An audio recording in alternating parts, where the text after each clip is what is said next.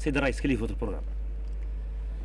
Notre programme, notre programme est un programme que nous avons fixé dans notre congrès de 2012, pour corriger un peu, ce n'était pas en 2013, c'est en 2012.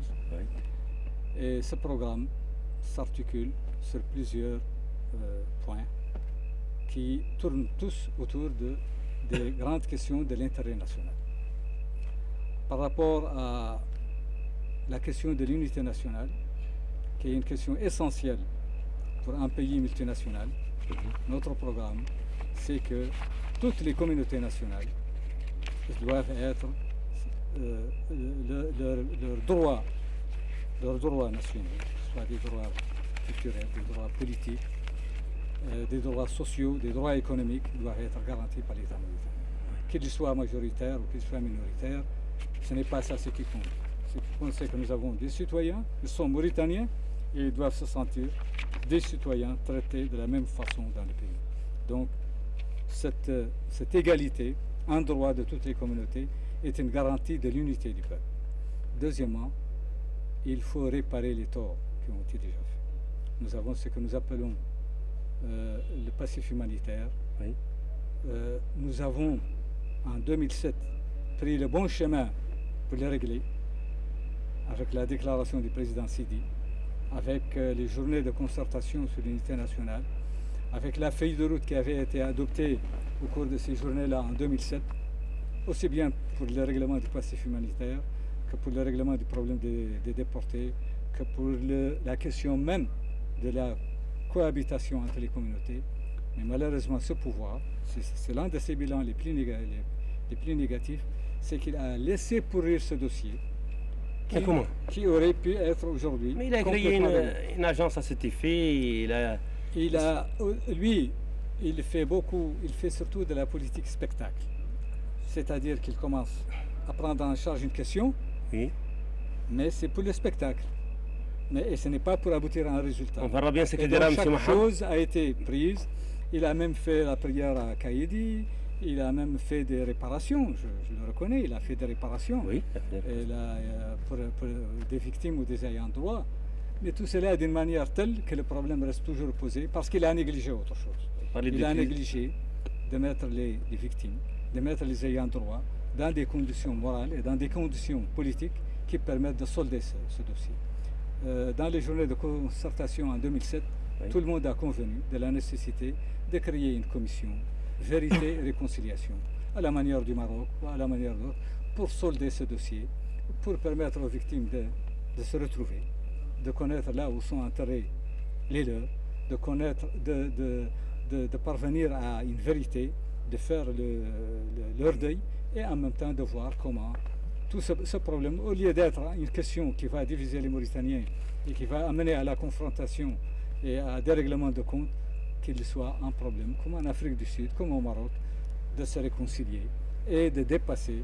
Vous parlez de crise sociopolitique et des tensions identitaires du fait d'une conjonction de politique souveraine. Il y a aussi un autre aspect de l'unité nationale. On ne peut pas faire l'unité nationale sans prendre en charge les legs négatifs de la société antérieure. La société antérieure était une société inégalitaire, oui, de clivage, de pression, où il y a l'esclavage, où il y a la dépendance personnelle, ce qu'on appelle la dépendance personnelle, c'est-à-dire qu'une personne dépend d'une autre, oui, pour des raisons traditionnelles, où il y a des castes qui sont marginalisées, qui sont méprisées, etc. Ce travail-là de créer la cohésion nationale ne peut pas se faire. Et c'est un élément fondamental de la construction de l'État mauritanien. Ne peut pas se faire sans porter des solutions à cette question de l'esclavage, c'est-à-dire l'éradication. L'esclavage aujourd'hui peut être éradiqué s'il y a une véritable volonté politique. Monsieur le Président, parce qu'il ne joue plus un rôle économique, ni un rôle social significatif. Et donc son maintien, tu ne peux pas même trouver aujourd'hui sur la scène politique un parti qui défend l'esclavage. Personne ne peut oser le défendre. Donc pourquoi il ne disparaît pas? C'est parce que le pouvoir, oui, ne prend pas la mesure de la question et ne voit pas l'utilité de faire évoluer les mentalités en disant stop, cette pratique doit être éradiquée. Mais pas seulement la pratique, c'est aussi les séquelles. Et pourtant, vous reconnaissez, Monsieur le Président, qu'il y a une prise en charge de l'esclavage, mais vous la qualifiez de laxiste et ambiguë. Vous reconnaissez qu'il y a une prise en charge, mais bon, mais c'est ça, déficiente. C'est ce que je viens de te dire. Tu as parlé du chômage. Oui. Le gouvernement prend en charge le chômage, il a créé une agence. Il a créé une agence aussi pour les rapatriés du Sénégal. Oui. Il a créé beaucoup d'agences, il a créé des tribunaux même. Mais tout cela, c'est la preuve que l'argent que vous cherchez, il est là, dans les agences. Ça veut dire tout simplement que c'est de la politique spectacle. L'objectif n'est pas de régler le problème. L'objectif, c'est de donner l'échange. C'est de donner l'impression qu'on est en train de régler le problème, mais la volonté politique n'y est pas. Et tout cela, ça provoque énormément de dépenses pour le pays et surtout énormément de temps perdu et d'opportunités pour régler un problème qui mine l'unité nationale. Vous parlez d'une crise multiforme. Donc ça, c'est la crise socio-politique. Mais ce qui nous préoccupe, c'est l'unité nationale. Parce que vous voyez des pays qui sont riches, qui sont développés, ils ont éclaté, ils n'existent plus en tant qu'État. Pourquoi? Parce qu'on n'a pas porté attention à la question de l'unité nationale. La question de l'unité nationale n'est pas seulement une question d'intérêt matériel, c'est une question aussi politique, c'est une question psychologique. Et dès qu'il y a un manque de confiance, lorsque s'installe un manque de confiance entre des composants, et lorsque l'État perd la confiance de ses composantes dans sa volonté de les traiter de la même façon, alors bonjour les dégâts. C'est-à-dire que n'importe quel provocateur, n'importe quel incident peut provoquer l'irréparable. C'est pourquoi il est urgent qu'en Mauritanie, les politiques, les responsables de la chose publique, les leaders d'opinion portent une grande attention à la préservation de l'unité nationale. Heureusement, notre peuple, jusqu'à présent, a résisté à toutes les tentations de verser dans la confrontation ethnique. Alors qu'il y a eu des événements très graves qui, si notre peuple ne tenait pas à l'unité nationale, auraient pu nous plonger aujourd'hui dans un bain de sang. Heureusement que notre peuple a cette prise de conscience. Mais le pouvoir et les hommes politiques peuvent aussi provoquer l'irréparable. S'ils ne prennent pas en charge la nécessité de transformer les problèmes d'égalité qui existent. Les problèmes, par exemple, nous avons des communautés, chacune d'elles a des revendications. Mais la manière de les poser peut consolider l'unité nationale. Si on les pose comme des problèmes à prendre en charge par tout le monde. Par exemple, l'esclavage. Si on le pose comme un problème social qui mine notre société, qui provoque son retard, qui empêche de libérer les forces de la société, et que tout le monde doit prendre en charge, eh bien, là, il y a une volonté politique, sociale, qui va nous amener à l'éradiquer. Je ne suis pas d'accord. Mais l'esclavage, il y a une loi. Excusez-moi, Monsieur le Président. Il y a une loi, il faut l'appliquer dans toute sa rigueur, sans aucune circonstance atténuante et sans complaisance. Il y a une loi. Donc vous parlez d'un problème. Pour moi, dans mon esprit, ce citoyen libre qui est devant vous, pour moi, l'esclavage, c'est une question d'application de la loi. Mais qui doit appliquer? Les ONG des droits de l'homme doivent saisir la justice. S'il y a un esclave, s'il y a un cas, il faut les mettre devant la justice. Et nous devons avoir confiance, Monsieur le Président, dans notre justice. Vous savez que les pesanteurs sociales, indépendamment même de la volonté politique, pèsent beaucoup sur les structures de l'État. Ça, c'est un. Mais si s'y ajoute un manque de volonté politique d'éradiquer un phénomène qui est un phénomène absolument, j'allais dire, handicapant pour le progrès social, en plus d'être une véritable ignominie pour notre pays. Le fait que notre pays soit traîné sur le plan international. Parce qu'il touche à la dignité humaine, c'est tout à fait normal. Qui abrite encore des pratiques esclavagistes. Donc nous avons besoin, et sachez bien que dès qu'un pays est diabolisé de cette façon, il peut devenir une cible facile. Mais il faut reconnaître aussi, Monsieur le Président, qu'il y a des gens de la société civile qui exploitent ça, qui en font de commerce. Et ça marche très bien dans les vitrines occidentales, vous savez. Non, il faut s'en prendre à soi-même, il faut s'en prendre à la société mauritanienne, il faut s'en prendre à ceux qui ont le pouvoir d'éradiquer ça. Vous ne pouvez pas ne pas faire ce que vous devez faire et dire les autres nous voient avec nos faiblesses, ils ont tort, nous doivent faire disparaître ce qu'on vous reproche. Faites-le disparaître.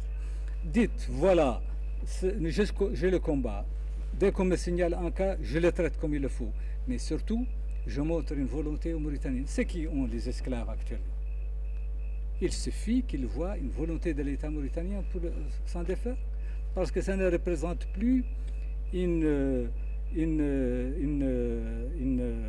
nécessité économique ni sociale. Et voilà, revenons aux élections, Monsieur le Président. Bon, mais vous m'avez parlé de la question de notre programme. Je n'ai parlé que de l'unité nationale. Ah, moi je croyais qu'on a fait le tout. Non. Mais c'est la question quand même la plus importante. Ouais. Nous avons également le problème de la démocratie.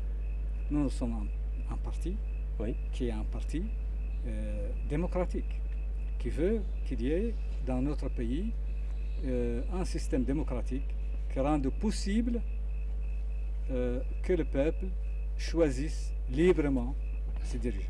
Et ça, c'est très important. Peut-être qu'au début, on peut choisir mal, mais le peuple doit avoir le droit de choisir mal. Mais c'est dans le processus démocratique que petit à petit, le peuple va s'éduquer lui-même, va apprendre à choisir et surtout va apprendre à sanctionner les mauvais politiques. Et pourquoi vous avez souvent boycotté les élections, Monsieur le Président? Ça, c'est une autre question qui n'est pas dans notre programme. Si, dans notre programme, il n'y a pas de boycott. Il n'y a pas de boycott. Vous avez souvent boycotté. Mais on n'a pas souvent. On a boycotté en 2013. Et en 92, quand vous étiez... 92. Oui, en 92. Ça, c'est une erreur stratégique. Ça, je suis d'accord. Moi, je vous le dis. Ça, c'est d'accord. Je suis d'accord. J'étais contre. Et je vais même vous dire quelque chose, Monsieur le Président. C'est une question tactique. La politique de la chaise vide, c'est un mauvais choix, je pense. C'est une question tactique, effectivement. Il y a des circonstances où on peut juger. C'est une question tactique. On peut apprécier... En 92? Non.